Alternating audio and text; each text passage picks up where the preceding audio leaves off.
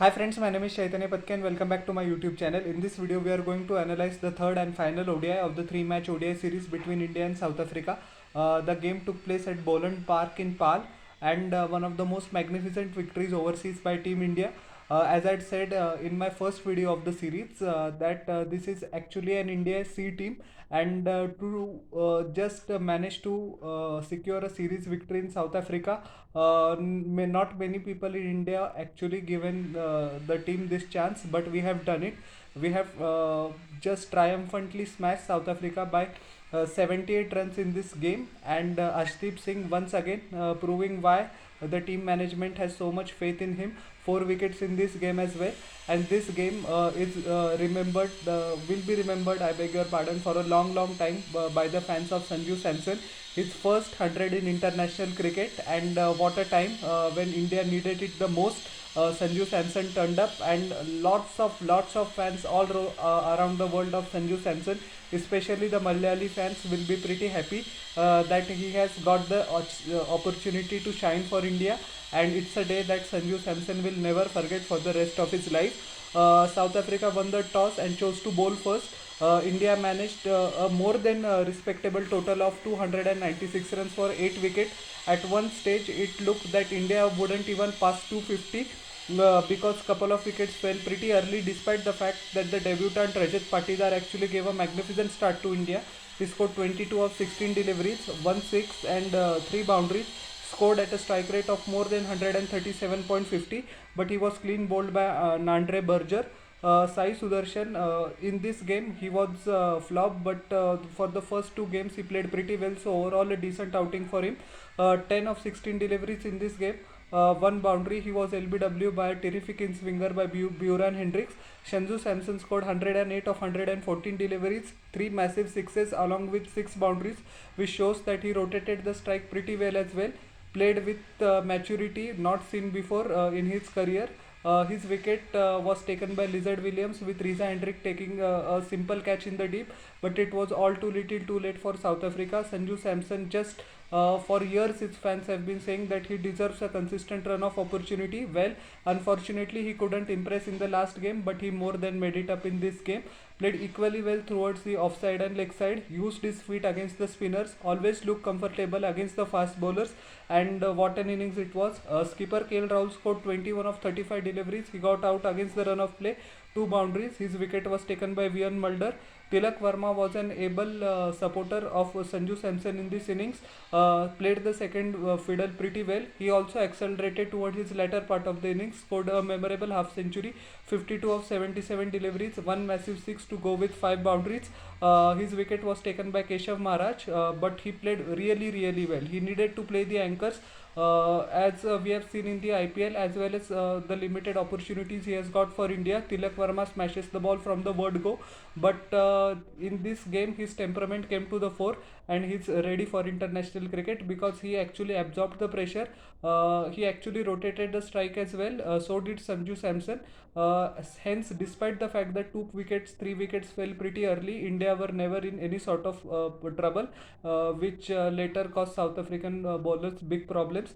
Washington Sundar scored 14 of 9 deliveries. His taken wicket was taken by Buran Hendricks, with once again Markram taking the catch in the deep. Akshar Patel disappointed in this game, just 1 of 3 deliveries. His wicket was also taken by Hendricks. So all in all, great performances by him. I'll come to the bowling analysis later. Avesh Khan was not out on one. Arshdeep Singh scored 7 of 2 deliveries with one magnificent 6, which propelled India's score above 280. And yeah, all in all, a very good bowling performances at the top by South Africa, but they wouldn't have liked to finish. But they would have liked to finish it on their own terms, which they couldn't due to the magnificent partnership between Tilak Verma and Sanju Samson. 22 extras were considered by them, which was pretty indisciplined, especially towards the latter half of the innings. But in the kind of form that Sanju Samson and Tilak Verma were, they were putting the South African bowlers under the pump, so that is understandable. Berger in 9 overs gave away 64 runs, took 2 wickets, pretty expensive. Lizard Williams in 10 overs, 71 runs, 1 wicket. He was stomped all over the park, especially by Sanju Samson. Buran Hendricks took 3 wickets, but he also went from 7 runs per over, 9 overs, 63 runs. Vian Mulder bowled pretty well actually.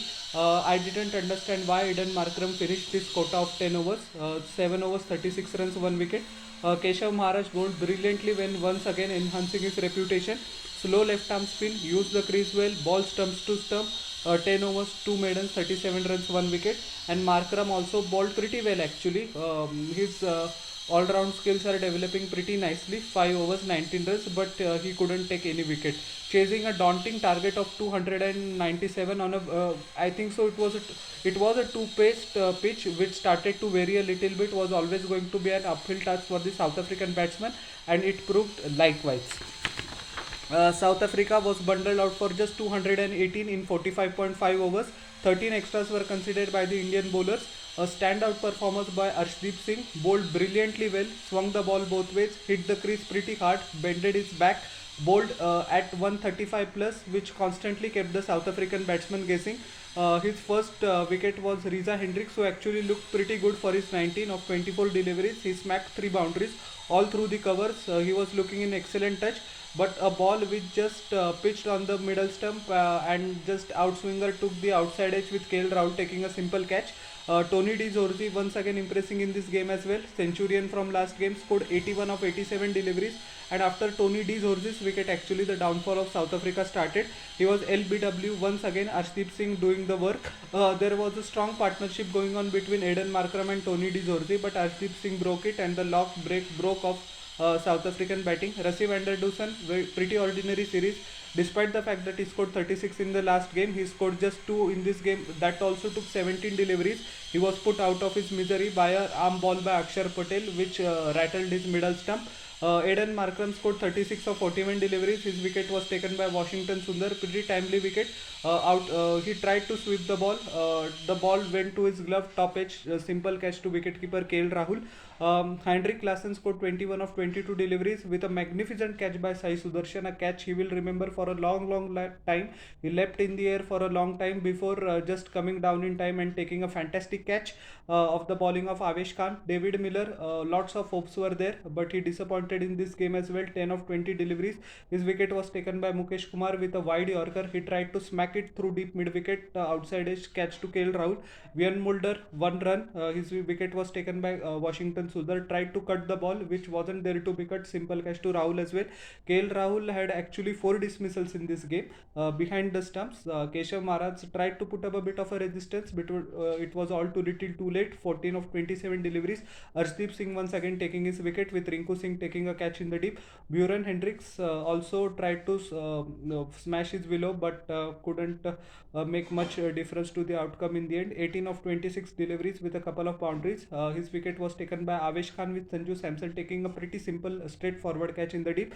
Lizard William was LBW for 2 with Arshdeep Singh completing his 4 wicket haul of 3 deliveries, and Berger was not out on 1 of 7. So all in all, a comprehensive 78 run victory for Team India and a memorable 2-1 series win. Mukesh Kumar in 9 overs gave away 56 runs, took 1 wicket. He went off the ball in the last couple of games, but it happens. He has been playing since the last 1.5 months, so hopefully he will get a bit of the rest, but I don't think so. He is a firm plans. He's in the plans for team management for a couple of tests. Let's see what happens with his workload. Arshdeep Singh, 9 overs, 1 maiden, 30 runs, 4 wickets. Outstanding performance as I'd analyzed his bowling. Magnificent performance. First man of the series award in his career, and this will do his confidence a world of good. Avesh Khan, 7.4 overs, 42 runs, 2 wickets. Avesh Khan concedes a lot of runs, but this time he actually got the wickets as well, which will also help him going forward. Washington Sundar bowled brilliantly well in the middle overs. As we know that the Heinrich Klaasen, David Miller, Eden Markram, world class hitters, but he impressed against them all. 10 overs, 38 runs, 2 wickets, and Akshar Patel also bowled stump to stump as he usually does. 10 overs, 48 runs, 1 wicket. Handsome return for him. So India, all in all, a historic triumph, and India actually lost the series in 2021, if you remember, 3-0. Before that, we won 5-1. Now, India's C team has defeated the strongest team of South Africa. So, I think, in my humble opinion, the importance of this series win is even greater than 2017-2018 series win. Although some of you may disagree, but a magnificent performance nonetheless. So, how did you like my analysis of this whole ODI series as well as the third ODI? Please tell me in the comment section below, and don't forget to like, share and subscribe to my channel and press the bell icon for further notifications. We'll meet in the next video. Till then everyone, bye.